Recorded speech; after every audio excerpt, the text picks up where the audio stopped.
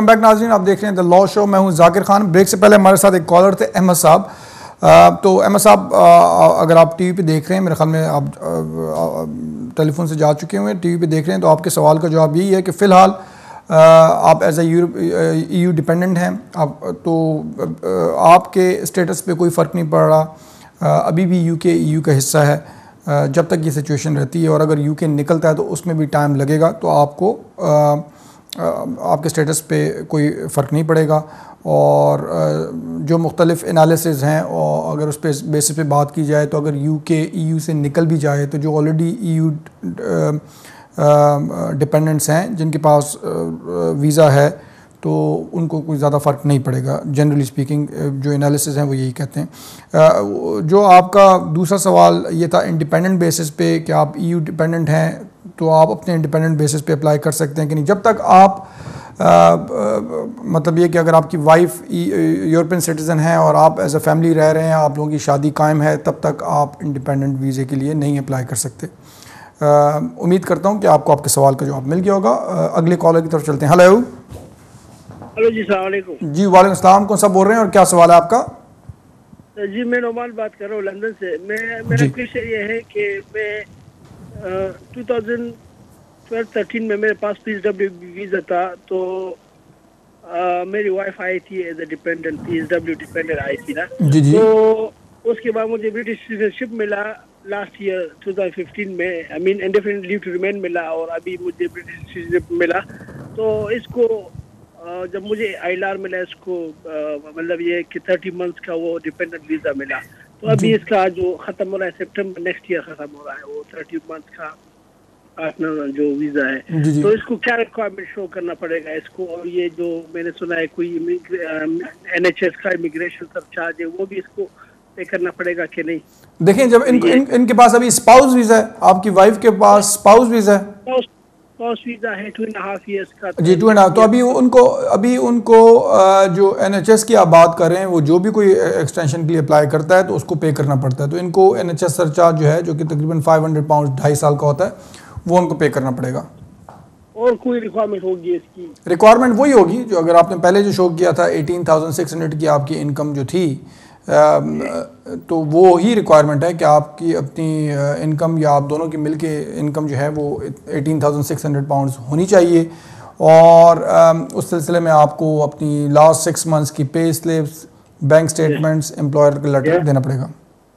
और ये डिफरेंट के लिए कब एलिजिबल होगी? 2012 में आई है जुलाई। हाँ, लेकिन जब उन्होंने अप्लाई किया, अगर स्पाउस वीज़ा उनको मिला है, तो जब उन्होंने स्विच किया तो अभी उनको 2.5 साल के बाद जब अभी अप्लाई करेंगी, 2.5 साल का वीज़ा इनको मिलेगा, स्पाउस वीज़ा। और फिर जब 5 साल पूरे हो जाते हैं तो फिर उसके बाद जो है वो इंडेफिनिटली अप्लाई कर सकेंगी।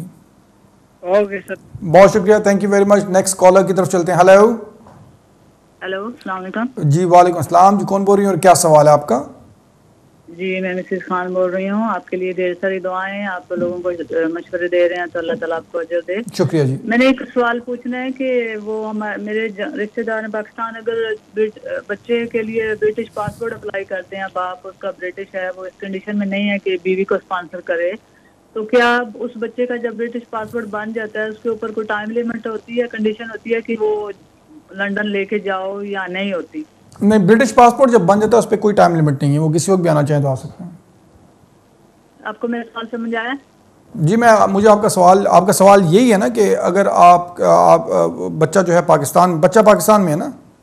जी, बच्चा पाकिस्तान में पैदा हुआ है, उसका बाप ब्रिटिश है। जी जी। तो अगर वो ब्रिटिश पासपोर्ट बच्चे का बन जाता है, तो आया कि उसको विद इन सर्टन टाइम यहाँ पे आना पड़ेगा, या वो किसी वक्त भी आ सकता है? तो उसका जवाब, अगर आपका यही सवाल है, तो उसका जवाब ये है कि उसमें कोई टाइम लिमिट नहीं है। जब किसी का ब्रिटिश पासपोर्ट बन जाता है तो वो किसी वक्त भी जो है वो आ सकता है, उसमें कोई ऐसी बात नहीं है।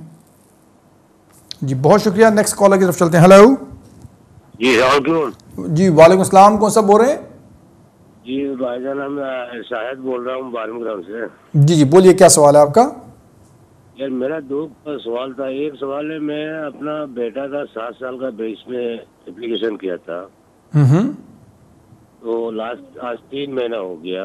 वो पैसा उन्होंने NHS का भी ले लिया, होम ऑफिस का भी फीस ले लिया।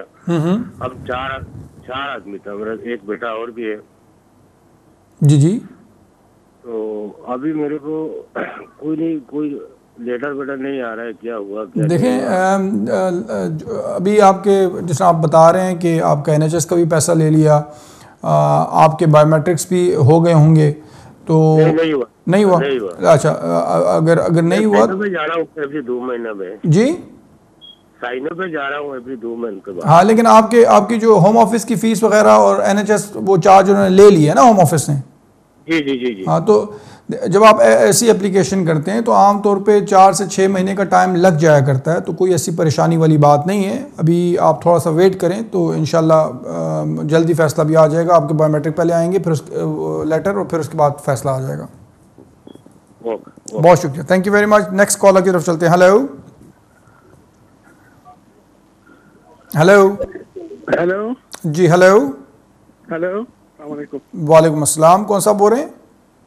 जी, मैं अली बात कर रहा हूँ। जाकिर खान साहब से बात हो सकती है? जी जी, बोल रहा हूँ, जाकिर बोल रहा हूँ जी। अली साहब बोलिए, क्या सवाल है आपका? हाँ, सवाल ये है कि मैं Tier 1 जर्नल पे हूँ और अभी मैं 2 वीक बाद इंडेफिनिट के लिए अप्लाई कर रहा हूँ, और मेरे साथ मेरी स्पाउस ने ज्वाइन किया है, उसको 4 महीने हुए हैं इधर Tier 1 स्पॉन्सर पे। तो वो मैं ये कह रहा हूँ कि वो क्या मैं अगर विंडो सर्विस पे जाऊँ और उसकी एप्लीकेशन में पोस्टल फॉर्म पे भेजूँ वो पोस्टल सर्विस पे, तो ऐसा हो सकता है या दोनों के साथ ही अप्लाई करना? बिल्कुल बिल्कुल हो सकता है, लेकिन आपकी वाइफ का वीज़ा उतना ही होगा जितना आपके पास वीज़ा है ना। हाँ हाँ, वो मेरा उसकी वो 1 सितंबर को खत्म हो रहा है। जी जी। और आपका और you know with in 28 days में वो जा रहा हूँ। वो क्या इसको बोलते हैं, विंडो विंडो सर्विस तो मुझे इंडेफिनिट मिलेगा या क्या उसको वो क्या इसको बोले, या दोनों को साथ ही अप्लाई करनी होगी, या मैं पहले अप्लाई कर लूँ विंडो सर्विस पे और उसकी पोस्टल एप्लीकेशन भेजूँ फिर? देखें, आप दोनों तरीके से कर सकते हैं। आप दोनों इकट्ठे भी विंडो सर्विस पे जा सकते हैं अगर आप वो चाहते हैं। उसकी ज़रा फ़ीस ज़्यादा होती है, ऑब्वियसली जब प्रीमियम सर्विस पे आप जाते हैं तो ज़रा फ़ीस एक्स्ट्रा होती है। तो आप दोनों इकट्ठे भी एप्लीकेशन कर सकते हैं, और आप ये भी कर सकते हैं कि अपने लिए विंडो पे अप्लाई करें और वाइफ के लिए बाय पोस्ट एप्लीकेशन कर दें। और आप ये भी कर सकते हैं, उसी टाइम पे एप्लीकेशन करनी होगी या मुझे इंडेफिनिट मिलने के बाद करनी होगी? देखें, जब आप प्रीमियम सर्विस पे जाते हैं तो आपको फिर उसी दिन जो है वो, अगर आप सारी रिक्वायरमेंट पूरी करते हैं तो आपको उसी दिन फिर इंडेफिनिट मिल जाएगा। अगर आपको उसी दिन इंडेफिनिट मिल जाता है, इसमें आपने बस ये ज़रा मेक श्योर करना है कि फॉर एग्जांपल अगर आपकी वाइफ का वीज़ा 1 सितंबर को ख़त्म हो रहा है, तो आप प्रीमियम सर्विस की अपॉइंटमेंट जो है ना वो एज सून एज मतलब जब आप ले सकते हैं, यानी कि 28 दिन पहले, तो आप पहले ले लीजिएगा, मतलब एक दो हफ्ते पहले जब उनका वीज़ा ख़त्म हो रहा है एटलीस्ट। तो जब आपको मिल जाएगा ना, तो आप अभी उस वक्त तक आपकी वाइफ का वीज़ा टाइम होगा, तो फिर आप इस दौरान वीज़ा ख़त्म होने से पहले, वाइफ की वीज़ा ख़त्म होने से पहले आप बाय पोस्ट एप्लीकेशन कर सकते हैं। बस ये मेक श्योर कीजिएगा कि वीज़ा जो है वो रहे, वीज़ा ख़त्म ना हो वाइफ का। और उसकी वो A2 की टेस्ट जो है वो दे रही है, तो वो लाइक वो कंपलसरी होगा उसके साथ भेजना?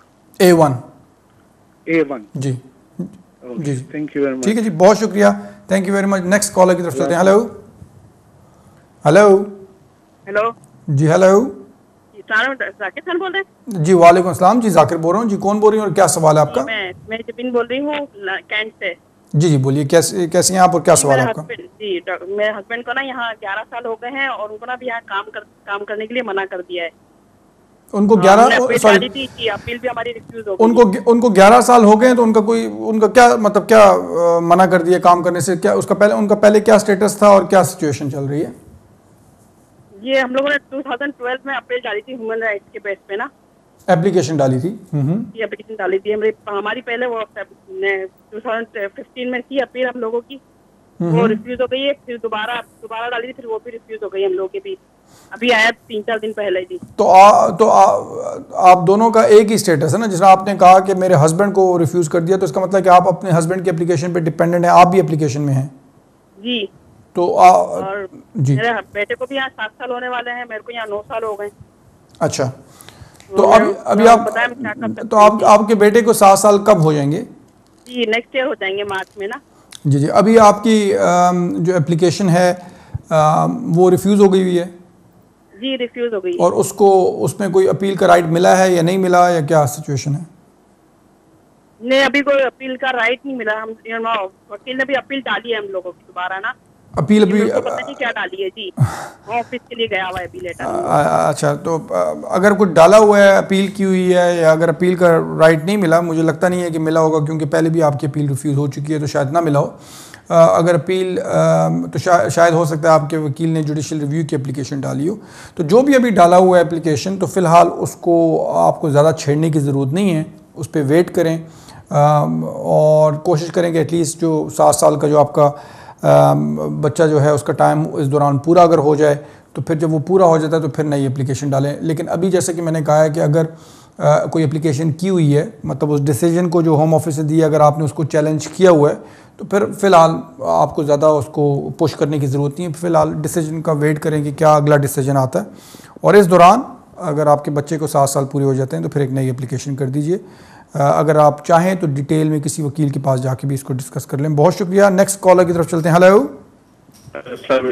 जी, वालेकुम अस्सलाम। कौन सा बोल रहे हैं? सर मेरा नाम इरफान है, मैं मैनचेस्टर से बात कर रहा हूँ जी। जी इरफान साहब। मैं तकरीबन 10 साल पहले 2006 में इधर आया था अपने, और 20 दिन के बाद मेरी बीवी, मेरे बेटे ने मुझे ज्वाइन किया था।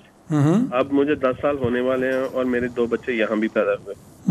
मेरे 2 सवाल हैं सर। पहला मेरा ये कि मेरा बेटा जो 1 माह का था जब इधर आया था ना जी, तो उसकी नेचुरलाइजेशन, क्योंकि उसे भी अब 10 साल पूरे होने वाले हैं जी। तो उसकी नेचुरलाइजेशन के लिए मैं अप्लाई कर सकता हूँ, या मेरी वाइफ के इंडेफिनेट के बाद हम उसकी नेचुरलाइजेशन की अप्लाई करेंगे, जैसे हम दूसरे बच्चों का अपने का अप्लाई करेंगे?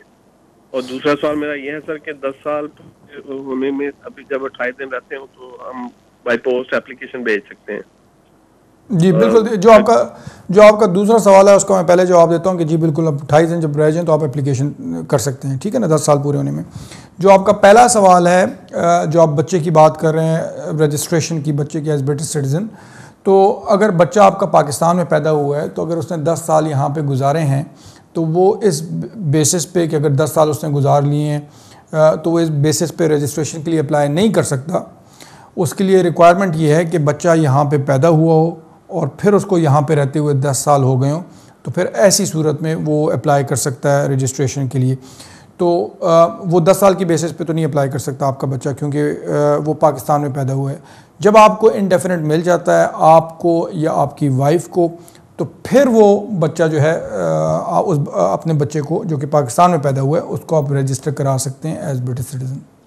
जब आपको इंडेफिनिट, आपको या आपकी वाइफ को इंडेफिनिट मिल जाता है, तो फिर आप अपने जो पाकिस्तान में जो बच्चा पैदा हुआ है उसको रजिस्टर करा सकते हैं एज ब्रिटिश सिटीज़न। जिस तरह आप अपने बाकी के 2 बच्चों को रजिस्टर करेंगे, इस तरह अपने तीसरे बच्चे को भी रजिस्टर कर सकते हैं एज ब्रिटिश सिटीज़न।